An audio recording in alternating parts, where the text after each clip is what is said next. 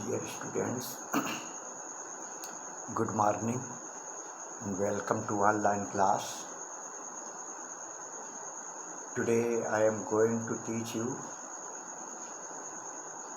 narration of imperative sentence. Imperative sentence किस तरह के होते हैं जिनमें ऑर्डर, रिक्वेस्ट, एडवाइस, शिक्षा, सलाह, निवेदन ये आदि प्रकट होते हैं। तो जब रिपोर्टेड स्पीच का सेंटेंस इम्परेटिव सेंटेंस में हो तो हम उसको किस तरह से डायरेक्ट से इनडायरेक्ट में बदलते हैं। तो सबसे पहले रिपोर्टिंग वर्ब जो सेड टू होती है उसको भाव के अनुसार ऑर्डर, रिक्वेस्टेड और एडवाइज्ड या फॉरवर्ड में बदल देते हैं। रिपोर्टिंग वर्ब सेड टू, ये सेड टू है, ये रिपोर्टिंग वर्ब है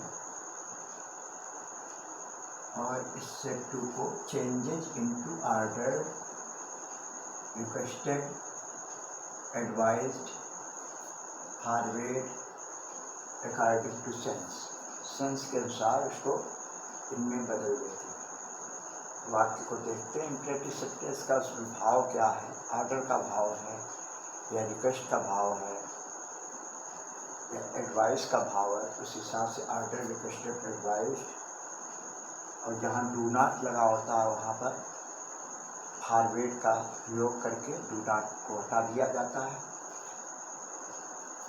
सेकेंड नंबर है कामा और डबल इन्वर्टेड कामा को हटाकर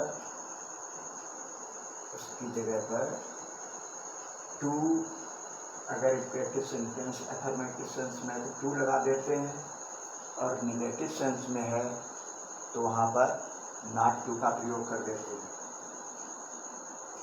कामा, double inverted commas are removed by putting to, not to. Not to जब डू नॉट लिखा होता है तो वहाँ पर ये शब्द ऑर्डर, एडवाइज, रिक्वेस्टेड के साथ में उसको नॉट को हटा दिया जाता है। इसके बाद में प्लीज़ और काइंडली और डू नॉट जो लिखा होता है ये इम्परेटिव सेंटेंस में जो रिपोर्टेड स्पीच के उसमें प्लीज़, काइंडली और डू नॉट को हटा देते हैं। आर रिमूव मीन्स हटा दिए जाते हैं। आगे पर्सन चेंजिंग, पर्सन चेंजिंग ये फार्मूला है 123 SON, फर्स्ट पर्सन सब्जेक्ट के अनुसार, सेकंड पर्सन ऑब्जेक्ट के अनुसार, थर्ड पर्सन नोट। ये एसर्टिव में भी बता चुके थे, इसी फार्मूला के अनुसार इसको बदलते हैं। टेंस इसमें नहीं बदलता है क्योंकि टू लगा देते हैं, नॉट टू लगा देते हैं तो उसके बाद वर्ब का फर्स्ट फॉर्म आता है तो टेंस परिवर्तन करने की कोई बात ही नहीं है।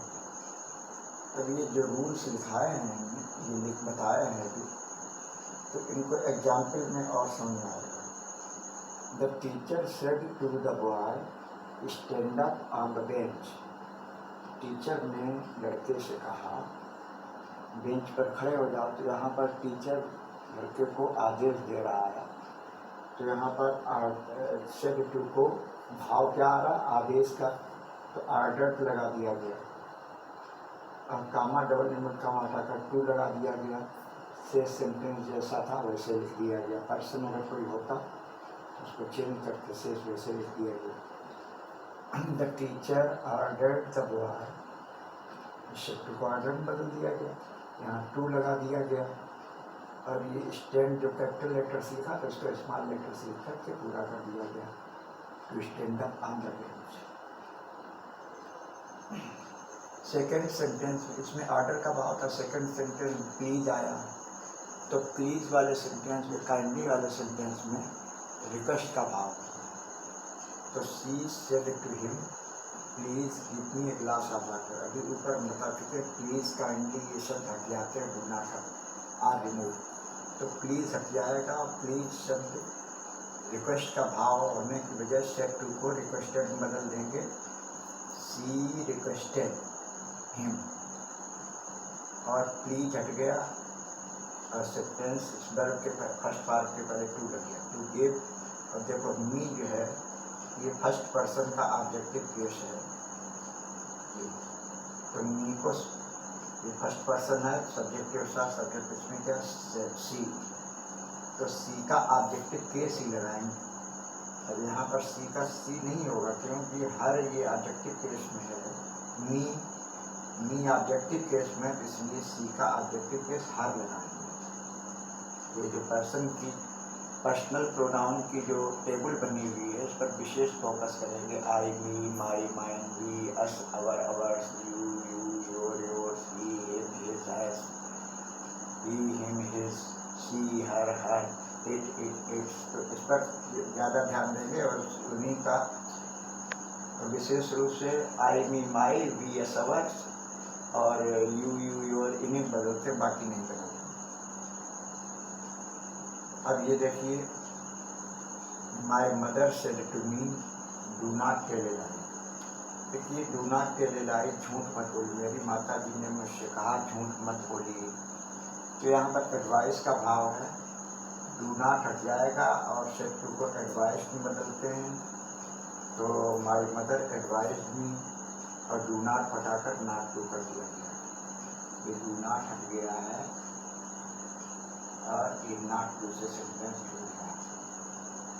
अब इसको दो तरीके से बनाया गया, अगर एडवाइस लगाते हैं नॉट टू लगा देते हैं, और अगर फॉरवर्ड लगाते हैं तो फॉरवर्ड लगाने पर केवल टू लगाते हैं। ये अंतर आप लोग ध्यान दें। चाहे फॉरवर्ड में कोई सेंस की बात नहीं, चाहे ऑर्डर्ड, एडवाइस, रिक्वेस्टेड, सभी की जगह पर फॉरवर्ड लगा दें और टू लगाकर वाक्य बन जाता है। लेकिन अगर हमने एडवाइस लगाया है तो एडवाइस भाव होना चाहिए कि शिक्षा का भाव, झूठ मत बोलिए, शिक्षा का भाव। और जैसे मान लीजिए यहाँ पर होता डू नॉट गो देयर, तो वहाँ पर ऑर्डर का भाव हो जाता है। तो इस तरीके से ऑर्डर, एडवाइस को